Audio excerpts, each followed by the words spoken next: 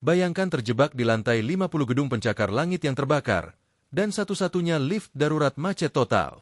Saat tim penyelamat belum tiba, Pak Joko, satpam tua yang sering dianggap lamban, justru nekat memanjat poros lift hanya bermodalkan tali tambang bekas. Bagaimana mungkin kakek seusia dia punya fisik sekuat atlet elit? Kisah ini akan membuka matamu tentang siapa dia sebenarnya. Jangan lupa tekan subscribe dulu sebelum kita masuk ke detik-detik penyelamatan yang mustahil ini. Atmosfer di lobi Grand Horizon Tower Jakarta, pertengahan Oktober 2024. Matahari sore bersinar garang, memantulkan silau menyakitkan dari dinding kaca Grand Horizon Tower, gedung pencakar langit setinggi 50 lantai yang menjadi simbol kemewahan ibu kota. Di luar, kemacetan Sudirman menderu seperti monster kelaparan. Namun di dalam lobi marmer yang dingin, suasana hening, wangi, dan intimidatif. 2 hari lagi adalah Grand Gala Night, pesta tahunan para Taipan yang akan dihadiri oleh pejabat tinggi dan selebritas. Kesibukan staf event organizer terlihat di mana-mana, menyeret dekorasi mahal dan memeriksa sound system. Di sudut pos keamanan utama, berdiri Pak Joko. Secara fisik, Joko tampak seperti antitesis dari kemewahan gedung ini. Usianya sudah menginjak 58 tahun. Rambutnya memutih sepenuhnya, tertutup topi satpam yang sedikit kebesaran. Seragam putih biru miliknya bersih, namun terlihat kendor di badannya yang sekilas tampak kurus kering, tipikal bapak-bapak tua yang seharusnya sudah pensiun dan menimang cucu di kampung. Ia berdiri diam di samping pintu detektor logam, kepalanya sedikit menunduk, matanya yang sayu menatap sepatu para tamu yang mengkilap. Namun, jika ada yang benar-benar memperhatikan, dan tidak ada yang pernah peduli untuk melakukannya, mereka akan melihat sesuatu yang janggal. Cara berdirinya bukan sekadar tegak, melainkan kokoh seperti paku bumi. Matanya tidak melamun. Bola matanya bergerak taktis memindai setiap sudut lobi setiap 6 detik sekali. Ia mencatat hal-hal yang luput dari kamera CCTV. Getaran halus pada pintu otomatis yang engselnya mulai aus. Aroma samar kabel terbakar dari balik panel AC sentral, hingga gerak-gerik gugup seorang kurir paket yang tangannya sedikit gemetar. Bagi Joko, gedung ini bukan sekadar tumpukan beton, melainkan organisme hidup yang sedang sakit, dan hanya dia yang bisa mendengar napasnya yang sesak. Cemoohan di balik HT di balik meja resepsionis keamanan yang megah, duduk Danu, kepala keamanan yang baru berusia 35 tahun, bertubuh kekar hasil suplemen gym, dan sangat bangga dengan seragam taktisnya yang ketat. Di sebelahnya ada Aldi, satpam muda yang lebih sibuk menggoda resepsionis daripada memantau monitor. Danu melirik Joko yang sedang berjongkok memeriksa tabung pemadam api, APAR, di sudut ruangan untuk ketiga kalinya hari itu. Danu mendengus, lalu menyenggol lengan Aldi. Lihat tuh si aki-aki, cibir Danu. Suaranya cukup keras untuk didengar, namun berpura-pura berbisik. Kerjanya Parno melulu. Tabung itu baru diisi minggu lalu, tapi dia lus-lus terus kayak kucing peliharaan. Heran gue, kenapa HRD masih pertahanin orang setua itu di sini? Dia lari ngejar maling aja pasti encoknya kumat. Aldi tertawa kecil, matanya meremehkan. Kasihan, Dan. Mungkin di rumah nggak ada kerjaan. Lagian dia cocok kok jadi patung selamat datang. Biar tamu VIP ngerasa iba. Joko mendengar itu. Telinganya, yang pernah terlatih mendengar detak jarum jam di tengah hutan sunyi, menangkap setiap suku kata hinaan itu dengan jernih. Namun, ekspresinya tetap datar. Tidak ada rahang yang mengeras. Tidak ada tangan yang mengepal. Ia sudah kenyang dengan perlakuan ini. 5 tahun bekerja di Grand Horizon sebagai satpam buangan. Ia sudah terbiasa dianggap lamban, kuno, dan tidak berguna. Pak Danu, suara Joko terdengar parau dan rendah saat ia berdiri, mengabaikan ejekan barusan. Tekanan di pipa hidrant lantai 15 agak fluktuatif. Indikatornya turun 2 bar dari standar.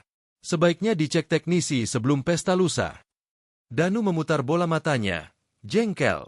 Pak Joko, tolong deh. Jangan cari-cari masalah biar kelihatan kerja.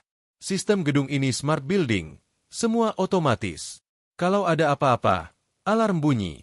Udah, Bapak jaga pintu loading do aja sana. Jangan bikin semak pemandangan di lobi. Joko hanya mengangguk pelan. Siap, Pak. Dalam hati, Joko membatin dingin. Mesin bisa error, Danu. Sensor bisa mati. Tapi insting tidak pernah bohong. Bagi mereka, Joko adalah orang tua yang rewel.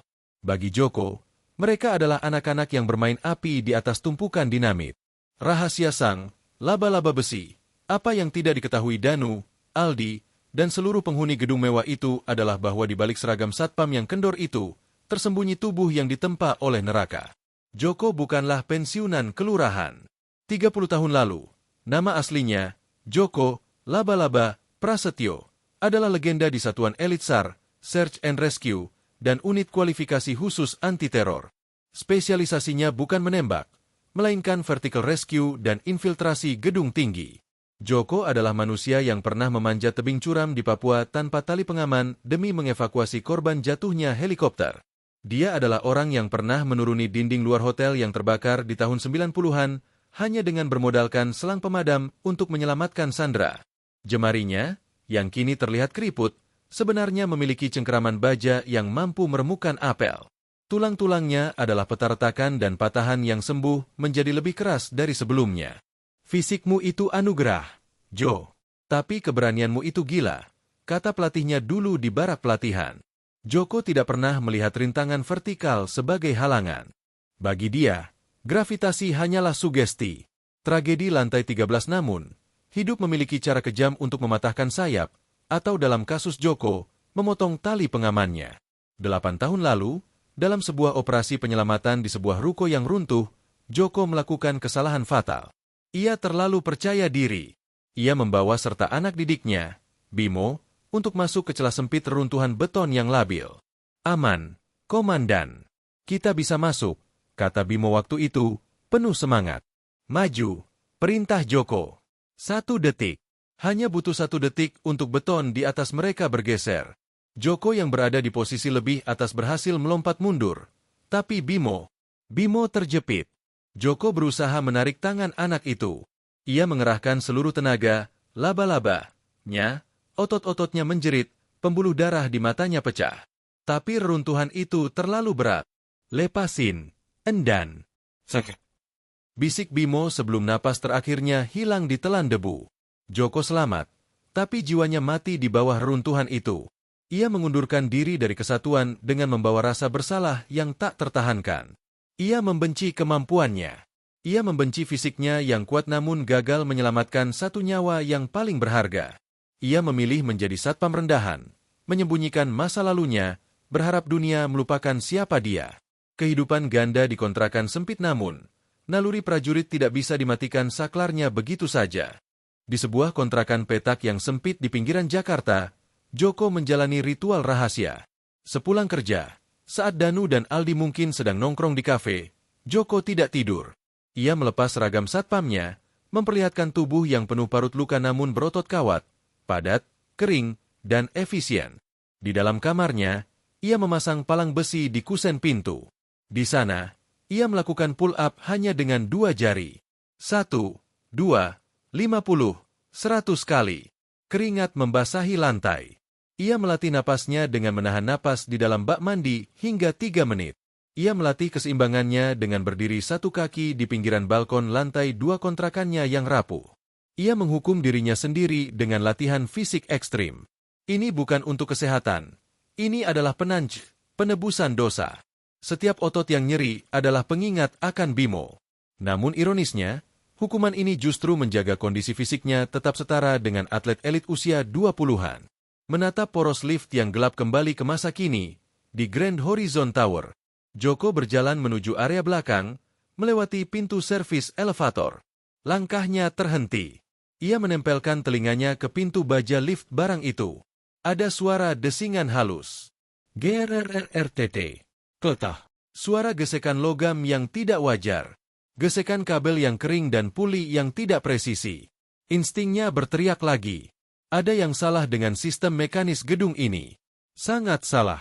Joko mendongak, menatap ke atas, seolah matanya bisa menembus beton hingga ke lantai 50. Gedung ini bom waktu, bisiknya lirih.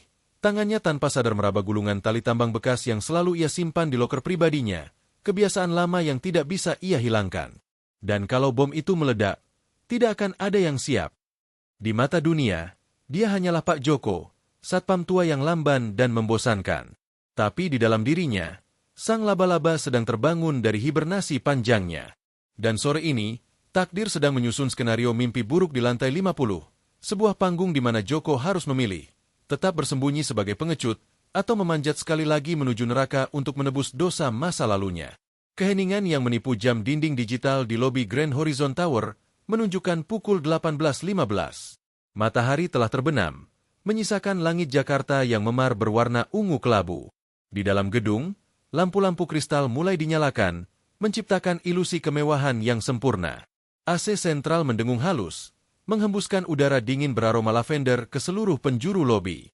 Sebagian besar karyawan kantor di lantai menengah sudah pulang, menyisakan gedung itu dalam kondisi semi-sunyi.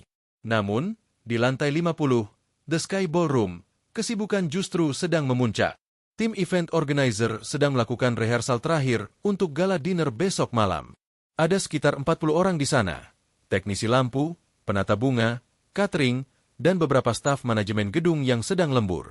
Di pos keamanan lantai dasar, Pak Joko duduk sendirian menghadap dinding monitor CCTV.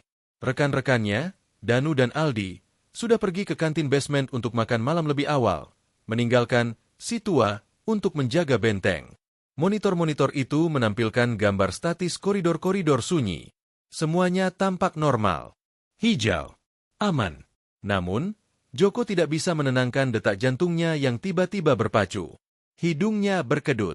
Bukan bau lavender yang ia cium, melainkan sesuatu yang tajam, metalik, dan panas. Ada yang gak beres, gumamnya. Ia menekan tombol radio panggil. Danu, monitor lantai 15 offline. Danu, masuk. Hanya desis statis yang menjawab. Guncangan maut detik berikutnya. Ilusi keamanan itu hancur berkeping-keping. Boom! Bukan suara ledakan bom, tapi suara sesuatu yang jauh lebih mengerikan bagi sebuah gedung tinggi. Suara backdraft. Tekanan udara panas yang meledak dari ruang tertutup. Lantai di bawah kaki Joko bergetar hebat. Kaca-kaca tebal di lobi berderit ngeri, seolah menahan rasa sakit. Alarm kebakaran yang biasanya bising justru diam 1000 bahasa. Sistem smart building yang diagung-agungkan Danu telah gagal total.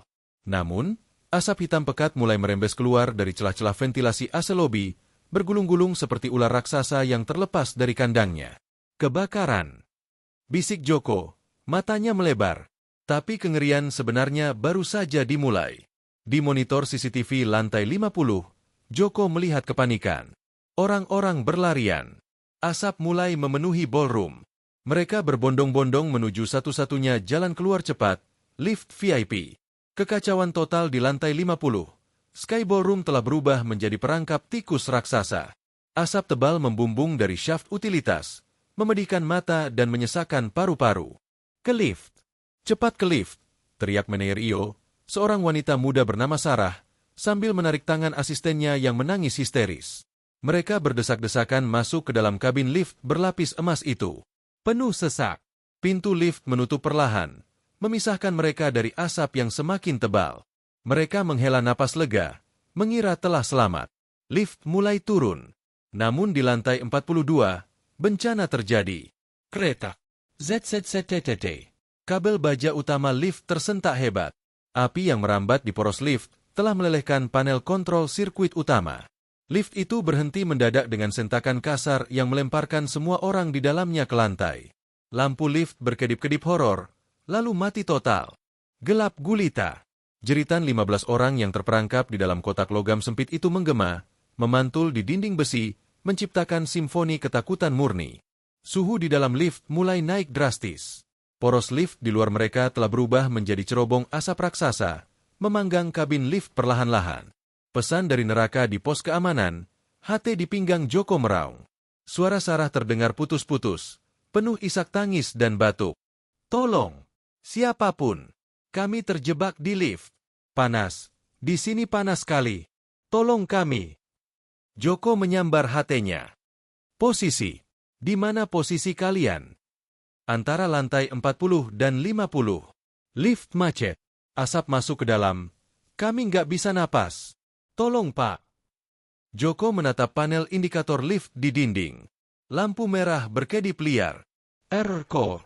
Mechanical failure. Fired in shaft. Pintu lobi terbuka kasar. Danu dan Aldi berlari masuk dengan wajah pucat. Mulut mereka masih penuh sisa makanan. Apa yang terjadi, Pak? Teriak Danu. Arogansinya lenyap digantikan kepanikan bocah. Kenapa asap di mana-mana? Lantai 30-45 terbakar.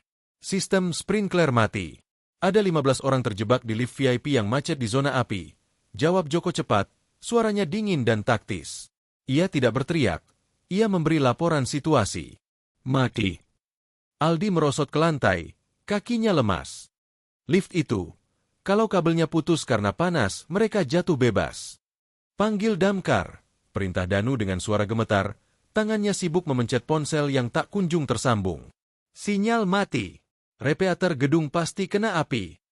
Damkar butuh waktu 20 menit menembus macet Sudirman. Potong Joko tajam. Ia menatap Danu tepat di mata. Lift itu tidak akan bertahan selama itu. Kabel penahannya akan meleleh dalam 10 menit. Terus kita harus apa? Danu membentak putus asa. Air mata ketakutan mulai mengalir. Kita cuma satpam. Kita bukan superhero. Kita tunggu di luar aja. Kata-kata itu. Kita cuma satpam. Sesuatu, klik, di dalam kepala Joko. Ingatannya terlempar kembali ke runtuhan ruko 8 tahun lalu. Ke tangan Bimo yang perlahan mendingin dalam genggamannya. Ke janji yang ia bisikan pada mayat anak didiknya itu. Tidak akan ada lagi yang mati karena aku diam. Joko menatap monitor yang menampilkan poros lift yang gelap. Di dalam sana, 15 nyawa sedang dipanggang hidup-hidup. Mereka adalah Bimo-Bimo yang lain. Dan kali ini, Joko tidak tertimbun reruntuhan. Kali ini, dia bebas. Otot-otot di balik seragam kendornya menegang. Adrenalin membanjiri sistem sarafnya, bukan memicu rasa takut, tapi membangunkan sang laba-laba yang telah lama tidur. Rasa sakit di lutut tuanya lenyap. Encok di punggungnya hilang. Yang tersisa hanya fokus murni. Joko berjalan menuju loker pribadinya. Ia membukanya dengan sentakan keras. Di sana, tergulung rapi tali kermantle statis tua miliknya, tali yang sudah bertahun-tahun tidak mencium bau bahaya. Ia mengambilnya, melingkarkannya di bahu. Ia merobek kancing seragam satpamnya yang mencekik leher, membuang topi kebesarannya ke lantai. Rambut putihnya terlihat berantakan, tapi sorot mata itu membuat Danu mundur selangkah ketakutan. Itu bukan mata Pak Joko si satpam tua. Itu mata seekor predator puncak. Pak Joko. Bapak mau ngapain? Tanya Aldi gemetar. Joko berbalik, menatap mereka berdua. Tidak ada lagi sikap membungkuk hormat. Posturnya tegak sempurna, memancarkan aura komandan yang mengerikan. Danu, kau jaga lobi. Arahkan damkar saat mereka datang. Perintah Joko, suaranya berat dan menggelegar, tidak menyisakan ruang untuk bantahan. Tapi Bapak mau kemana? Joko berjalan menuju pintu tangga darurat, menatap ke atas, ke arah neraka yang sedang berkobar di lantai atas. Ia mengencangkan ikatan tali di bahunya. Aku akan naik, jawabnya singkat. Lewat poros lift. Gila, Bapak cari mati. Itu 40 lantai manjat manual. Bapak udah tua, teriak Danu histeris. Joko berhenti sejenak, menoleh sedikit tanpa senyum. Tua itu soal angka, Danu, ucapnya dingin. Tapi nyali tidak punya umur.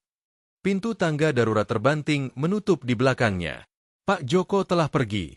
Sang laba-laba besi telah kembali ke habitatnya, siap memanjat jaring api untuk merebut nyawa dari tangan maut.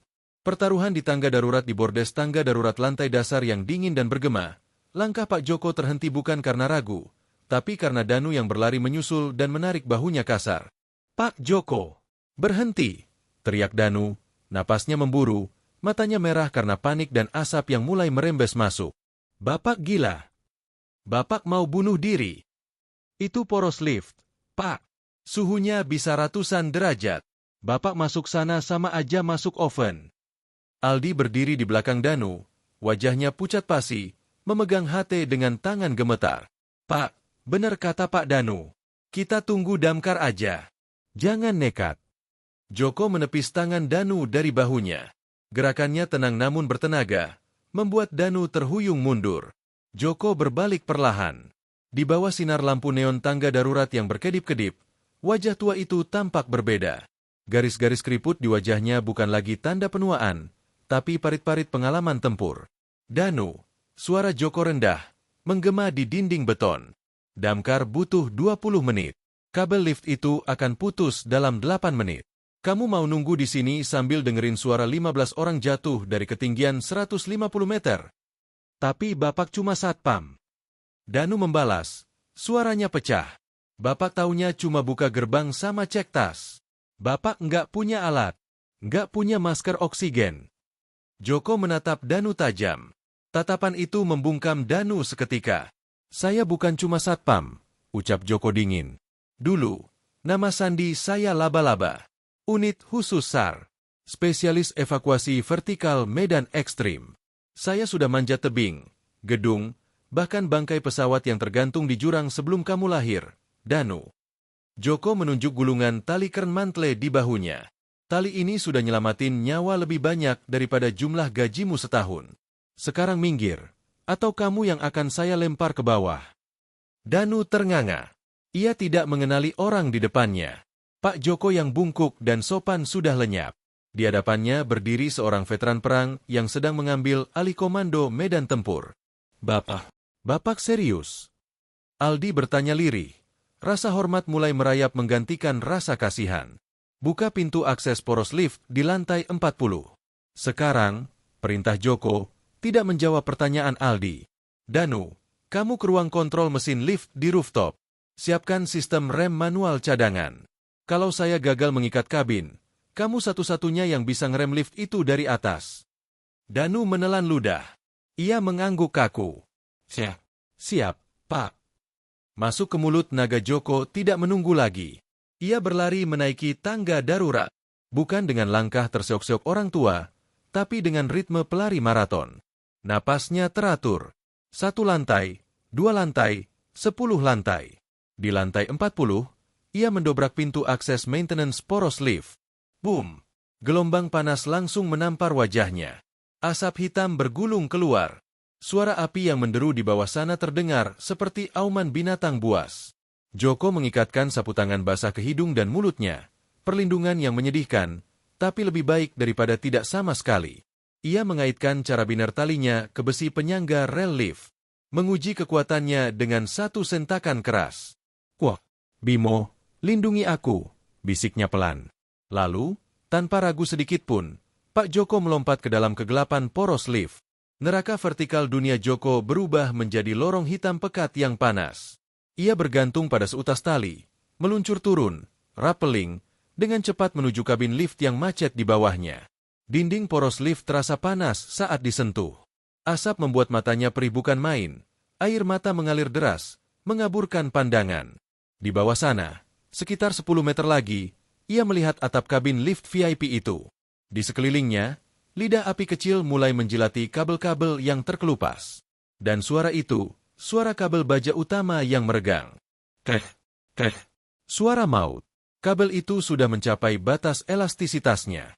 Tinggal menunggu waktu sebelum putus total. Dari dalam kabin lift, terdengar jeritan histeris dan gedoran putus asa. Tolong! Panas! Kami nggak kuat. Joko mendarat di atap lift dengan dentuman keras. Panas logam menembus sol sepatu dinasnya. Ia segera menyeimbangkan diri di atas kotak logam yang bergoyang-goyang tidak stabil itu. Tenang! Saya di atas! Teriak Joko sekuat tenaga. Suaranya serak karena asap. Jangan bergerak. Gerakan kalian bikin lift makin gak stabil. Suara di dalam lift hening sejenak. Lalu tangisan Sarah terdengar. Siapa itu? Tolong kami. Kabelnya mau putus. Joko tidak menjawab. Ia sibuk bekerja. Tangannya yang keriput bergerak dengan kecepatan dan presisi yang menakutkan. Ia melilitkan tali kermantlenya ke crosssyat, balok utama, di atap lift, membuat simpul figur ovoid ganda dalam hitungan detik, simpul yang mustahil lepas. Tapi masalahnya belum selesai. Ia harus mengaitkan ujung tali satunya ke rel pemandu, guide rail, di dinding poros lift untuk menahan beban jika kabel utama putus. Dan rel itu ada 2 meter di sampingnya, di seberang jurang gelap. Manuver sang laba-laba HT di pinggang Joko berbunyi. Suara Danu terdengar panik dari rooftop. Pak Joko, sensor beban nunjukin kabel utama tinggal 15% kekuatannya. Itu lift bakal jatuh kapan aja. Bapak harus keluar dari situ. Belum, Danu, seru Joko. Saya harus kunci lift ini ke rel. Nggak akan sempet, Pak. Kabelnya mau putus. Lompat ke tangga darurat. Joko menatap rel besi di dinding. Jaraknya 2 meter. Jika ia melompat dan gagal meraihnya, ia akan jatuh 40 lantai ke dasar gedung. Tapi jika ia kabur sekarang, 15 orang di bawah kakinya akan mati. Joko menarik napas panjang, menghirup asap bercampur debu beton. Ia membayangkan wajah Bimo. Maafkan aku, nak. Dulu aku gagal. Tapi tidak hari ini.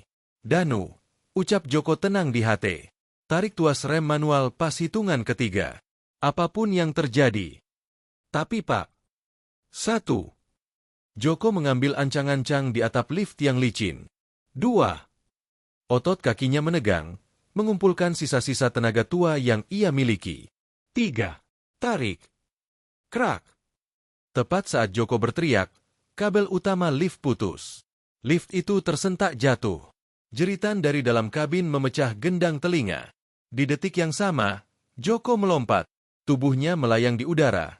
Tangan kanannya terulur meraih braket besi di dinding poros lift. Jari-jarinya mencengkeram besi panas yang tajam itu. Kulitnya robek, darah mengucur. Tubuhnya terentak keras saat tali pengaman di pinggangnya menegang, menahan beban lift yang kini menggantung hanya pada tali yang ia pasang dan cengkeraman tangannya. Arg! Joko meraung. Rasa sakit yang luar biasa menjalar dari bahu hingga ujung jari. Ototnya serasa mau putus. Beban 15 nyawa dan satu kabin lift kini bertumpu pada kekuatan lengan tua Pak Joko dan rem darurat yang ditarik Danu di atas. Lift itu berhenti. Bergelantungan miring, tapi berhenti. Danu. Joko mendesis. Giginya bergemeretak menahan sakit. Darah menetes dari tangannya ke kegelapan di bawah. Aku dapat mereka. Di rooftop, Danu jatuh berlutut di depan tuas rem, menangis lega. Di dalam poros lift yang gelap dan berasap, Pak Joko tergantung seperti laba-laba yang menolak melepaskan mangsanya dari kematian. Napasnya memburu, matanya menyala dalam gelap. Pertaruhan belum selesai. Menahan lift adalah satu hal. Mengeluarkan 15 orang dari sana sebelum api di bawah naik adalah hal lain. Dan tenaga Joko sudah terkuras habis. Di antara langit dan neraka kabin lift VIP itu kini menggantung miring di ketinggian lantai 40. Ditahan hanya oleh seutas tali kermantle milik Joko dan rem darurat manual yang ditahan Danu di rooftop dengan doa. Di bawah mereka, dari lantai 30, api mulai menjilat naik, mengubah poros lift menjadi cerobong asap raksasa yang mematikan. Pak Joko bertengger di atas atap lift seperti laba-laba tua yang keras kepala. Tangan kanannya masih mencengkeram braket besi di dinding poros, sementara tangan kirinya menahan tali pengaman yang terhubung ke tubuhnya. Otot-otot lengannya menjerit, serasa ditarik paksa dari persendiannya. Setiap detik terasa seperti 1 jam. Pak Joko. Suara Sarah terdengar lirih dari celah atap lift di bawah kakinya. Panas, lantainya panas sekali. Jangan panik, bentak Joko. Suaranya parau tapi penuh otoritas. Ia melongo ke bawah, menatap pintu luar, landing door, lantai 40 yang tertutup rapat. Jarak atap lift dengan lantai dasar koridor lantai 40 hanya sekitar 1 meter. Tapi pintu itu terkunci mekanis dari luar. Danu, teriak Joko ke HT yang terselip di bahunya.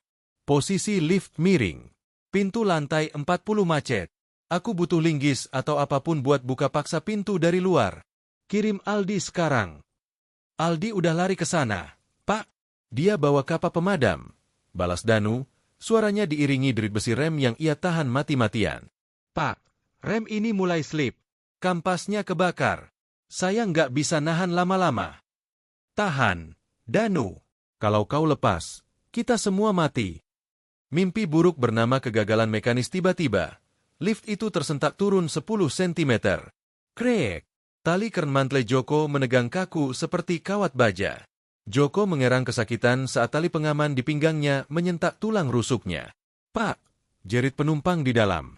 Joko melihat ke atas. Baut braket besi tempat ia berpegangan mulai longgar. Besi tua itu tidak dirancang untuk menahan beban dinamis kabin lift plus isinya. Sial, umpat Joko. Situasinya kritis. Jika dia menunggu Aldi membuka pintu dari luar koridor, braket ini akan lepas duluan. Dia harus membuka pintu lift dari dalam poros sekarang. Joko melihat mekanisme kunci pintu lantai 40 yang ada di dinding poros. Itu tuas kecil yang berkarat. Jaraknya hanya setengah meter dari jangkauan tangannya yang bebas. Tapi untuk meraihnya, ia harus melepaskan pegangan utamanya pada tali pengaman sesaat. Itu tindakan bunuh diri. Ingatannya melayang ke latihan free climbing puluhan tahun lalu. Rasa takut itu cuma sinyal. Jo, jangan dilawan, tapi dikendalikan. Fokus pada tumpuanmu. Joko menarik napas dalam, menghirup asap beracun. Ia memindahkan tumpuan berat badannya ke kaki kiri yang berpijak pada sisa kabel baja lift yang putus. Bimo, pegangin aku, bisiknya. Dengan satu gerakan nekat, Joko melepaskan tangan kanannya dari pegangan aman, mengayunkan tubuhnya ke samping di atas jurang 120 meter, dan meninju tuas kunci pintu itu sekuat tenaga. Klak! Tuas tergeser. Mekanisme kunci terbuka. Tubuh Joko terayun kembali, nyaris tergelincir jatuh, namun tangan kirinya dengan refleks kilat menyambar kembali tali pengaman. Jantungnya berdegup gila-gilaan. Joko menendang pintu landing lantai 40 dari sisi dalam poros. Pintu baja itu terbuka sedikit. Cahaya koridor masuk. Aldi sudah ada di sana. Matanya terbelalak melihat Pak Joko yang bergelantungan penuh darah dan debu. Aldi, tarik pintunya. Buka lebar-lebar, teriak Joko. Estafet nyawa Aldi dan dua petugas teknisi yang baru datang segera mencongkel pintu lift hingga terbuka lebar. Mereka melihat pemandangan horor, atap lift yang miring, Pak Joko yang bergelantungan, dan asap pekat yang membumbung dari bawah. Joko melompat turun ke atap lift, membuka hatch, pintu darurat, di atap kabin. Wajah-wajah pucat pasis mendongak menatapnya dari dalam. Satu persatu. Wanita dulu. Cepat. Perintah Joko. Satu persatu korban diangkat. Joko menarik tangan mereka dari dalam kabin, lalu mendorong mereka ke arah Aldi yang menunggu di lantai koridor. Ayo Bu, pegang tangan saya. Lompat. Mas, giliranmu. Jangan bengong. Anaknya digendong. Cepat. Setiap kali satu orang keluar, beban lift berkurang, tapi guncangannya makin liar. Api di bawah semakin dekat. Panasnya mulai melepuhkan ket di dinding poros. Pak Joko. Remnya jebol. Suara Danu menjerit di hati. Kampasnya habis. Saya nahan pakai tangan kosong ini. Lift itu melorot lagi setengah meter. Joko jatuh terduduk di atap lift. Masih ada dua orang di dalam. Sarah dan seorang pria gemuk yang kakinya terkilir. Tinggalin saya. Sakit, rintih pria itu. Joko tidak mendengarkan. Ia melompat masuk ke dalam kabin yang panas itu. Ia memanggul pria gemuk itu di bahu kirinya, bahu yang ototnya sudah sobek. Ia meraung, menyalurkan sisa tenaga terakhirnya, lalu melemparkan pria itu ke atas, ke arah lubang hatch. Aldi menangkap tangan pria itu dan menariknya keluar. Tinggal Sir. Wanita itu menangis di pojok, lumpuh karena takut. Berdiri, nak. Joko mencengkeram kerah baju Sarah, mengguncangnya sadar. Mau mati di sini atau pulang ketemu orang tua? Sarah tersentak, menatap mata Joko yang menyala. Ia mengangguk lemah. Joko mendorongnya naik. Sarah merangkak keluar dibantu Aldi. Menjemput maut dengan gagah berani kini tinggal Joko sendirian di dalam kabin lift. Pak Joko, ayo naik. Semua udah keluar, teriak Aldi dari koridor, mengulurkan tangannya. Joko mendongak. Ia bersiap melompat. Tiba-tiba, dua kabel penyeimbang, counterweight, di seberang poros putus terkena api. Beban besi seberat 2 ton itu jatuh menghantam sisi kabin lift tempat Joko berdiri. Hantaman itu meruntuhkan atap lift. Joko terlempar, kepalanya membentur dinding baja. Pandangannya kabur seketika. Darah segar mengucur dari pelipisnya. Kabin lift itu miring 45 derajat. Tali keren mantle Joko, satu-satunya penahan terakhir, mulai terurai serat demi serat. Kerak. Pak Joko, teriak Aldi histeris. Ia nekat mau melompat masuk ke poros, tapi ditarik mundur oleh teknisi lain. Joko merangkak. Dunia berputar. Ia melihat tangan Aldi yang terulur di atas sana. Jauh. Terlalu jauh. Ia menatap ke bawah. Api sudah terlihat menjilat dasar lift. Panasnya membakar kulit. Inikah akhirnya? Batin Joko. Tidak. Belum. Joko melihat potongan pipa besi pegangan tangan, handrail, yang patah di dalam lift. Ia menyambarnya. Dengan sisa tenaga, laba-labanya, ia menusukkan pipa itu ke celah antara dinding lift dan pintu lantai 40 yang terbuka di atasnya. Ia menjadikannya pijakan darurat. Ia memanjat pijakan itu. Kakinya gemetar hebat. Tali keren mantle putus satu serat lagi. Lift itu bergoyang, bersiap jatuh ke neraka. Joko melompat. Bukan lompatan atletis, tapi lompatan keputusasaan. Jari-jarinya menggapai lantai koridor lantai 40. Tepat saat jarinya mencengkeram keramik lantai, tali utama putus total. Krak. Lift itu jatuh. Uff. Suara angin maut saat kotak besi itu terjun bebas, diikuti dentuman raksasa di dasar gedung beberapa detik kemudian. Boom! Gedung berguncang. Bola api menyembur naik dari poros lift, melewati tempat Joko yang kini tergeletak separuh badannya di lantai koridor, kakinya masih menggantung di bibir jurang. Hening setelah badai Aldi dan Sarah menarik tubuh Pak Joko sepenuhnya ke lantai koridor yang aman. Joko terbatuk, memuntahkan asap hitam dari paru-parunya. Seragamnya hancur. Kulitnya penuh luka bakar dan goresan. Darah membasahi wajah tuanya. Sarah menangis, memeluk kaki Joko. Terima kasih, Pak. Aldi menatap Joko dengan air mata bercucuran. Ia melihat tangan tua itu, tangan yang tadi pagi ia ejek lamban, kini bergetar hebat, hancur berdarah-darah demi menyelamatkan mereka. Joko membuka matanya yang bengkak. Ia menatap Aldi, lalu tersenyum tipis, memperlihatkan gigi yang terkena noda darah. Danu. Bisik Joko lirih, suaranya hampir hilang. Bilang sama Danu, rem tangannya lumayan pakem. Setelah itu, Pak Joko pingsan. Sang laba-laba akhirnya beristirahat, tepat setelah jaring terakhirnya menyelamatkan semua mangsa dari mulut kematian.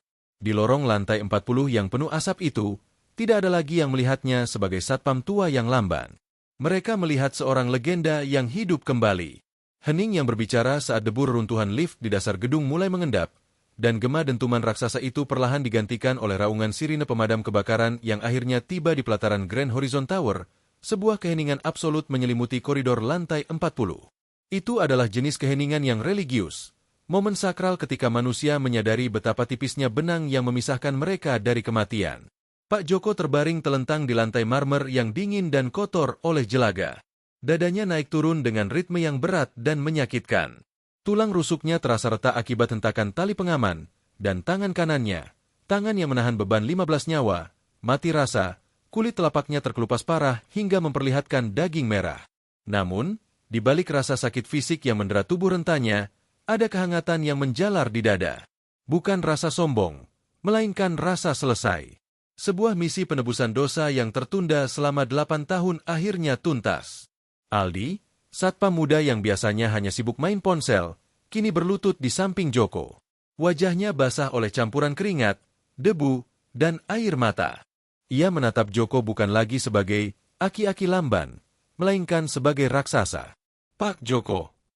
Suara Aldi bergetar hebat, nyaris tak terdengar. Bapak gila. Bapak menyelamatkan mereka semua. Lift itu hancur, Pak. Hancur total. Joko hanya tersenyum tipis, senyum yang lelah namun damai. Matanya menatap langit-langit koridor yang menghitam karena asap. Kita melakukannya, Aldi. Kamu yang buka pintunya. Kerja sama tim. Panggung kehormatan di lobi marmer 15 menit kemudian, tim medis menandu Pak Joko turun melalui lift barang sisi timur yang masih berfungsi. Saat pintu lift terbuka di lantai dasar, pemandangan yang menyambutnya sangat kontras dengan saat ia masuk kerja tadi sore. Lobi Grand Horizon Tower yang biasanya dingin dan angkuh, kini penuh sesak. Para tamu undangan gala dinner yang telah dievakuasi, staf gedung, dan tim pemadam kebakaran berkumpul di sana. Awalnya suasana riuh rendah, namun begitu tandu Pak Joko didorong keluar, keheningan menyapu ruangan itu seperti ombak. Sarah, manajer IO yang nyawanya diselamatkan dari dalam lift, berlari menerobos barisan para medis. Gaun malamnya yang mahal robek dan kotor, wajah cantiknya cemong, tapi ia tidak peduli. Ia menjatuhkan diri berlutut di samping tandu Joko, memegang tangan kiri Joko yang masih utuh. Terima kasih. Isaknya, air matanya menetes di punggung tangan Joko. Terima kasih telah memulangkan saya kepada ibu saya. Anda adalah malaikat penyelamat kami. Kata-kata Sarah menjadi pemicu. Satu persatu, orang-orang di lobi itu mulai bertepuk tangan. Bukan tepuk tangan sopan basa-basi seperti yang biasa terdengar di pesta orang kaya, melainkan tepuk tangan gemuruh, kasar, dan emosional. Tepuk tangan yang lahir dari rasa hormat murni. Para taipan, pejabat, dan sosialita yang biasanya bahkan tidak mau menatap mata satpam, kini membungkuk hormat saat tandu Joko lewat. Joko melihat wajah-wajah itu. Ia tidak merasa seperti pahlawan. Ia hanya merasa telah melakukan tugasnya sebagai manusia. Baginya, nyawa seorang CEO sama berharganya dengan nyawa seorang tukang sapu. Runtuhnya tembok kesombongan di dekat pintu keluar, berdiri Danu. Kepala keamanan yang sombong, yang selalu mengejek Joko lamban dan bau tanah, kini tampak seperti anak kecil yang kehilangan arah. Seragam taktisnya yang ketat tampak konyol sekarang. Wajahnya pucat, matanya merah bengkak. Rasa malu yang luar biasa menghantam Danu lebih keras daripada runtuhan beton manapun. Pria tua yang ia sebut beban HRD, itu baru saja melakukan hal yang Danu sendiri tidak punya nyali untuk melakukannya. Danu sadar, otot besarnya hanyalah hiasan, sementara otot tua Joko adalah senjata. Saat tandu Joko mendekat, Danu melangkah maju. Pertahanannya runtuh. Ia tidak berkata apa-apa. Ia hanya berdiri tegak. Lalu dengan gerakan patah-patah namun tegas, ia mengangkat tangan kanannya. Memberi hormat militer. Hormat yang tulus dan penuh takzim. Pak Joko. Suara Danu parau. Kepalanya menunduk setelah memberi hormat. Maafkan saya. Saya buta. Saya pikir keamanan itu soal teknologi dan otot. Saya salah. Bapak adalah standar keamanan yang sebenarnya. Joko meminta para medis berhenti sebentar. Ia menatap Danu lekat-lekat. Tidak ada dendam di mata tua itu. Tegakkan kepalamu, Danu, bisik Joko lemah. Rem tangan itu. Kalau kamu lepas sedetik saja, kami semua mati. Kamu juga menyelamatkan mereka. Jangan lupa itu. Danu terisak pelan mendengar pengakuan itu. Kalimat itu sederhana, namun menyiratkan kebesaran hati yang luar biasa. Di mata Joko, ego tidak ada harganya dibandingkan nyawa. Namun, di sudut hati Joko yang terdalam, ada sedikit rasa pahit. Kenapa? Batinnya bertanya. Kenapa harus menunggu lift jatuh dan api berkobar baru pengalamanku dihargai? Kenapa orang tua harus berdarah-darah dulu baru dianggap berguna? Pertemuan yang mengubah takdir berita tentang penyelamatan ajaib di Grand Horizon meledak di media nasional. Video amatir yang merekam Joko bergelantungan di poros lift menjadi viral. Media menjulukinya The Real Spiderman of Jakarta. Masa lalu Joko sebagai legenda unit SAR akhirnya terungkap ke publik. Seminggu kemudian, Joko dipanggil ke penthouse lantai teratas, kantor pribadi Bapak Hartono, pemilik gedung pencakar langit itu. Joko datang dengan tangan dibalut perban, mengenakan kemeja batik sederhana. Hartono menyambutnya bukan sebagai bawahan, melainkan sebagai tamu kehormatan. Ia menuangkan teh sendiri untuk Joko, sebuah gestur yang sangat langka. Pak Joko, Hartono memulai. Suaranya berat dan berwibawa. Apa yang Bapak lakukan adalah hal yang di luar nalar. Bapak menutupi kegagalan sistem canggih kami dengan nyawa Bapak sendiri. Bapak menampar wajah manajemen gedung ini. Kami malu, tapi kami berhutang nyawa. Hartono menyodorkan sebuah map kulit di atas meja kaca. Ini adalah apresiasi kami. Cek tunai dengan jumlah yang cukup untuk Bapak pensiun dengan nyaman di kampung halaman, beli sawah, dan nikmati masa tua. Dan ini, Hartono menunjuk dokumen lain, adalah surat pemberhentian hormat dengan pesangon maksimal. Kami pikir, setelah kejadian ini, Bapak pasti ingin istirahat total. Itu adalah impian setiap satpam tua. Pensiun kaya raya. Pulang kampung. Lupakan shift malam. Lupakan omelan atasan. Namun, Joko tidak menyentuh map itu. Ia terdiam sejenak, menatap pemandangan kota Jakarta dari jendela lantai 50. Pemandangan yang sama yang hampir membunuhnya seminggu lalu. Terima kasih, Pak Hartono. Ini tawaran yang sangat dermawan, kata Joko tenang. Tapi saya tidak bisa menerimanya jika hanya untuk menyuruh saya pergi. Hartono mengangkat alis, terkejut. Maksud Bapak? Saya tidak mau pensiun. Belum saatnya, Joko berkata tegas. Aura komandannya kembali muncul.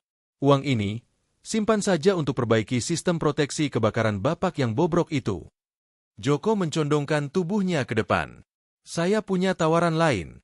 Jangan pecat saya. Tapi angkat saya jadi kepala divisi pelatihan keselamatan evakuasi darurat.